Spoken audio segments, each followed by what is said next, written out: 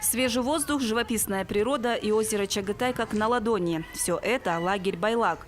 Здесь, как и в каждом детском оздоровительном лагере, определена своя программа отдыха, которая подразумевает правильный распорядок дня, питание, конкурсы и веселые лагерные игры.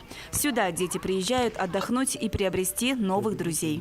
Каждый день мероприятия проводятся.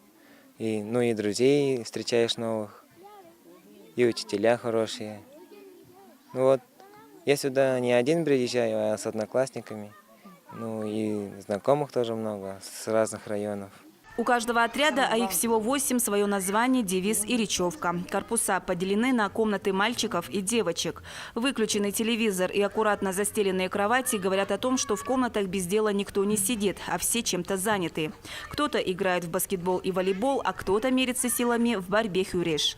Вторая смена началась 10 июля и продолжится до 30-го. Всего в лагере отдыхают 232 ребенка от 7 до 15 лет. У нас программа очень насыщенная, интересная, подходит для именно активных и талантливых детей. Программа посвящена патриотизму, состоит из мероприятий именно патриотического направления. Например, провели такие коллективные творческие дела, как «Я родом мисс», «Твою риэлдер кежези», а также конкурс рисунков на асфальте на тему «Родина», а также конкурс макетов, созданных своими руками на основе просмотренных фильмов о Туве. Ближе к обеду на пост-столовую заступает дежурный отряд. В обязанности дежурных входит надеть фартуки и колпаки, расставить чашки и порционные тарелки, а также наложить еду. Всего ребятам необходимо накрыть свыше 30 столов. Чтобы накормить весь лагерь обедом из 3 блюд, повара начинают готовить с 9 часов утра. Час дня и лагерь готовится к обеду. Сегодня в меню горячий суп.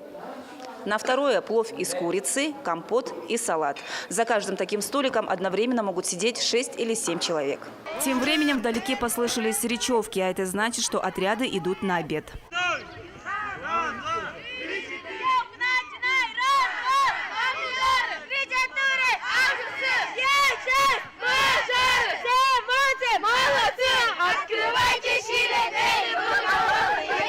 Всего на обед у байлаковцев уходит примерно полчаса. Стоит отметить, что Байлак находится в ведении Республиканского центра социальной помощи семье и детям. Куратор лагеря – агентство по делам семьи и детей Тувы.